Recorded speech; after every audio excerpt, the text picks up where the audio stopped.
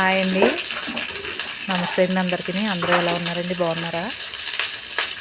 ఈరోజైతే కరివేపాకు పొడి చేసుకున్నామండి.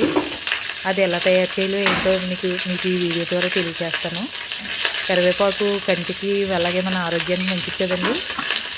అందుకని చెప్పేసి కరివేపాకు పొడి ఈరోజు ఇంట్లో చేసానండి. కరివేపాకు పొడి గురించి అది చేసే ప్రాసెస్ ఏంటన్నది నేను మీకు తెలియజేస్తానండి. ముందుగా కరివేపాకుని అయితే శుభ్రంగా కడుక్కుని ఒక క్లాత్ మీద ఆరబెట్టుకోవాలండి. తర్వాత పక్కకు తీసుకున్న తర్వాత ఒక బాణలి పెట్టుకుని లైట్గా ఆయిల్ వేసుకోవాలి. కొద్దిగా ఆయిల్ వేసుకున్న తర్వాత దాంట్లో శనగపప్పు వేసుకుని వేయించుకోవాలండి. ఆయిల్ కొద్దిగానే వేసుకోవాలి, ఎక్కువ వేయకూడదు. శనగపప్పు మంచి కలర్ వచ్చే వరకు వేయించుకోవాలండి. చిన్న మంట మీద వేయించుకోవాలి, అప్పుడైతేనే బాగా వేగుతుందండి. శనగపప్పుని బాగా వేయించుకున్న తర్వాత దాంట్లోకి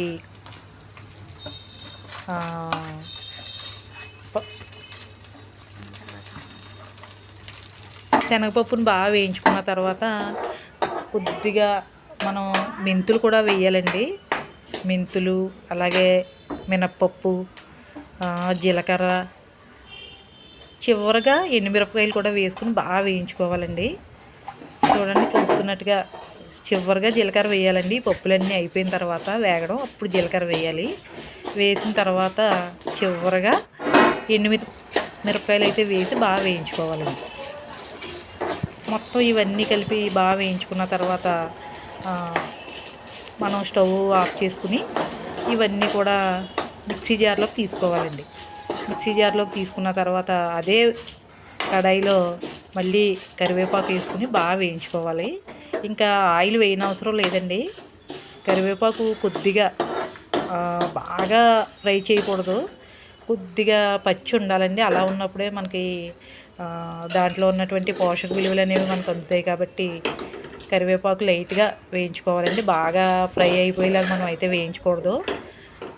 చూస్తున్నట్టుగా అలా పోగులు అవి తీసుకొని చూసారండి మిక్సీ జార్లోకి. ఆ విధంగా మనం కరివేపాకుని బాగా వేయించుకున్న తర్వాత స్టవ్ ఆఫ్ చేసేయాలండి. స్టవ్ ఆఫ్ చేసేసిన తర్వాత మనం ముందుగా మిక్సీ జార్లోకి తీసుకున్నటువంటి ఈ పోపులన్నింటినీ కొద్దిగా ఉప్పు వేసి అలాగే కొద్దిగా చింతపండు కూడా వేసి బాగా గ్రైండ్ చేసుకోవాలండి. గ్రైండ్ చేసుకున్న తర్వాత చివరగా కరివేపాకు కూడా వేసి బాగా గ్రైండ్ చేయాలి. చేసిన తర్వాత మనం ఒక బౌల్లోకి తీసుకుని ఏదైనా డబ్బాలోకి తీసుకుని స్టోర్ చేసుకోవాలండి. ఈ కరివేపాకు అనేది మన కంటికి అలాగే మన జుట్టుకి కూడా చాలా మంచిది కదండి. మీరు వేడివేడి అన్నంలో కొద్దిగా ఈ కరివేపాకు పొడిని వేసుకుని గానుగ నూనె కానీ లేకపోతే కొద్దిగా నెయ్యి కానీ వేసుకుని తింటే చాలా బాగుంటుందండి. కాబట్టి ఆరోగ్యానికి ఎంతో ఉపయోగకరమైనటువంటి ఈ కరివేపాకుని మనం సద్వినియోగం చేసుకుని చక్కగా మన ఆరోగ్యాన్ని మనం కాపాడుకోవాలి. ప్రతిదానికి చూసారండి కరివేపాకే కదని పక్క తీసేస్తాను, కానీ కరివేపాకులో ఉన్నటువంటి పోషక విలువలు మనకి చాలా ఎక్కువగా ఉంటాయి కదండి. డాక్టర్స్ చెప్తుంటారు. చూసారు కదా, మాకైతే కరివేపాకు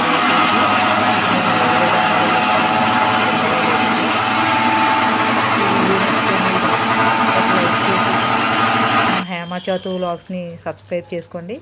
thank you very much. Thank you. Chintapudi కూడా అయితేనా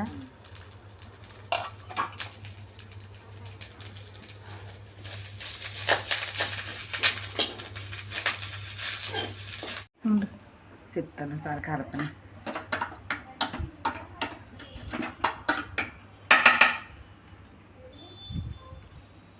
సార్ చేతి